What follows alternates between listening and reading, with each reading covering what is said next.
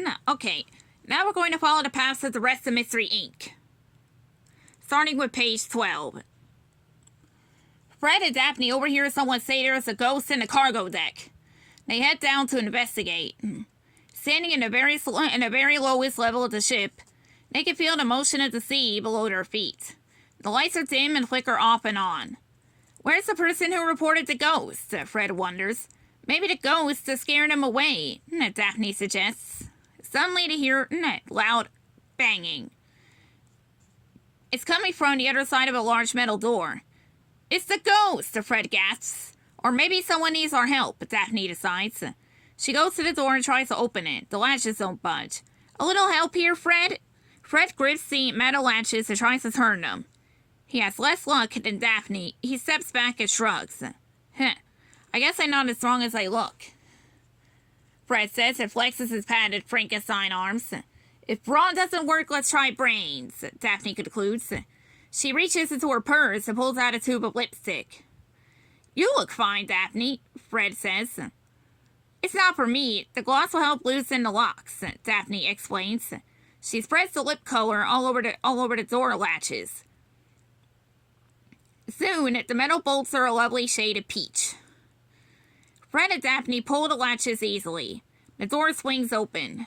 They gasp. Let's first see what happens on page 74. The rim of the doorway glows with a rainbow wavering light. The colors shimmer and sparkle. Ooh, it's so pretty, Daphne sighs. I'm not so sure, Daph. We are in the Bermuda Triangle after all, Fred worries.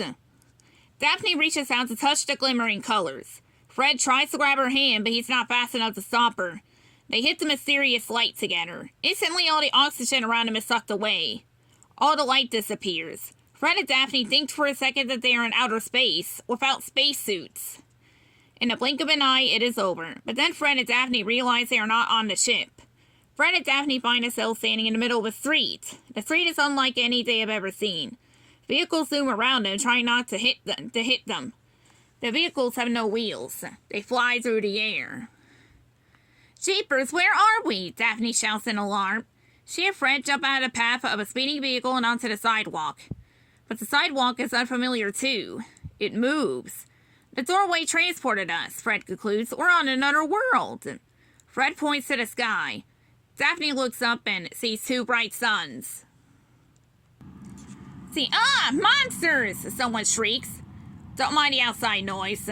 Fred and Daphne look around. They don't see any monsters, but they do see the alien natives of this world. A small alien points at Fred and Daphne and shrieks. Ah! Monsters! It thinks we're monsters, Fred realizes. Jeepers, that's a switch, Daphne says. Don't worry, little guy, or girl, or whatever you are.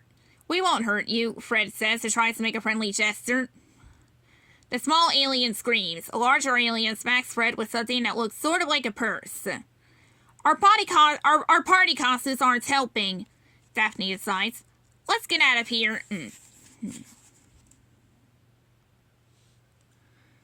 We gotta get back to Earth. Where's that doorway? Fred says. It's over there, Daphne replies and points to a spot of sparkling air in the middle of the street. Fred and Daphne try to run back the way they came along the moving sidewalk, but they end up running in place. An alien's pet growls at Fred and chomps down on his pant leg. Fred tries to shake off the little critter. No, Fluffy, the monster has my Fluffy! No, a female alien shouts. This sidewalk is getting us nowhere, Daphne concludes. She grasps Fred's hand and jumps into the street. Vehicles zoom around Fred and Daphne. Anti-collision force fields flare. Warning signs blast. Talk about jumping out of the frying pan and into the fire, Fred yelps. Hurry, Fred, the doorway is fading, Daphne warns. Fred and Daphne weed through traffic as if running an obstacle course. They jump over and slide under the flying vehicles as fast as they can. Kids, don't try this at home. Adults, don't do this either. No, Fred warns the crowd of aliens, pointing at his antics. Fred and Daphne leap through the shimmering portal and vanish. Blackness surrounds Fred and Daphne as they travel through the space between worlds. This time they remember to hold their breath. They tumble out on the other side of the glowing doorway and its light goes out. Fred and Daphne are left to sitting in the dark. Where are we? Fred wonders. Fred, is that you? A voice asks. It isn't Daphne. The lights go on, and Fred and Daphne see Velma, Shaggy, and Scooby. They are in the ballroom. How did we get here? Daphne asks. We were in the cargo hold. We were on another world, Fred exclaims. At least I think we weren't.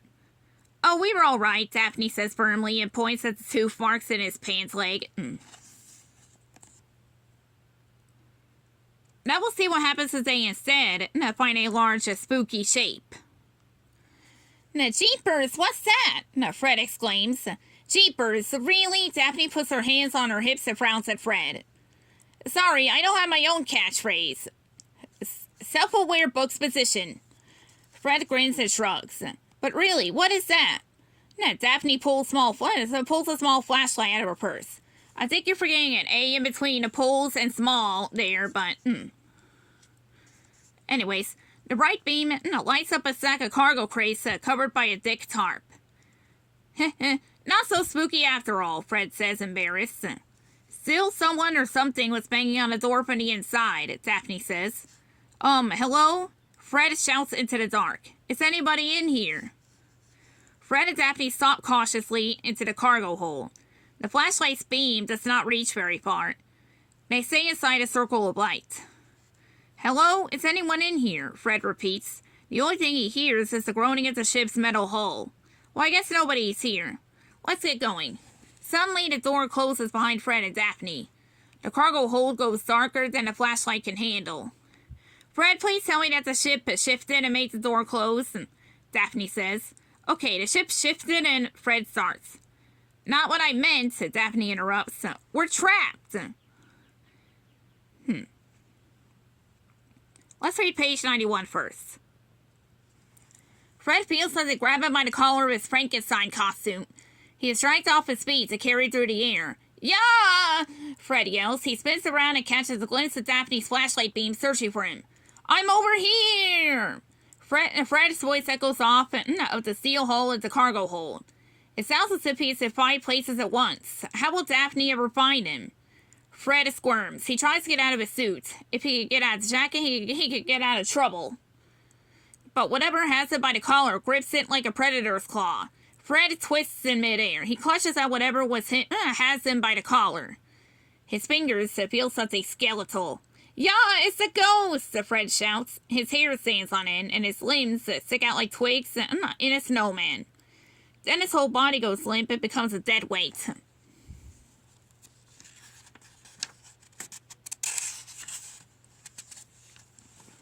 Uh-oh, the ghost gulps. Fred and the Sea Spectre drop to the deck. Crash. The two lie in a heap as Daphne rushes up with her flashlight. It lights up Fred and... a woman!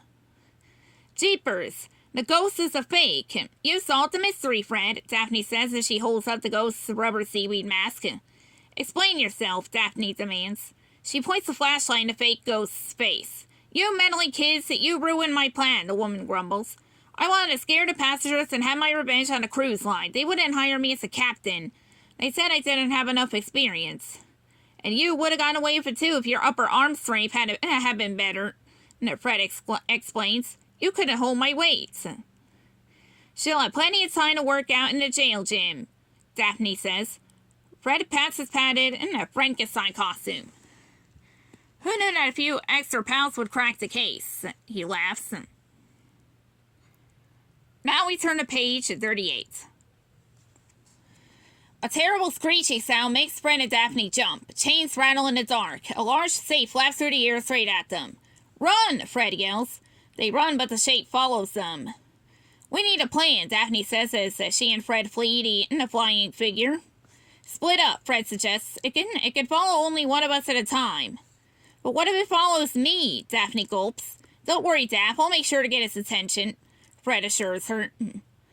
Suddenly, Fred trips and falls to the deck. He slides on his stomach until he comes to a halt against one of the cargo crates. I meant to do that, Fred mutters in a daze. Come and get me, you murky menace. The dark shape ignores Fred. It flaps over his head and follows Daphne. Fred tries to stand, but he's too dizzy. All he can do is watch the beam of Daphne's flashlight move rapidly away from him. Suddenly, the light spins wildly and flies through the air. Fred hears Daphne scream. Oh no, Daphne, Fred moans. To be continued.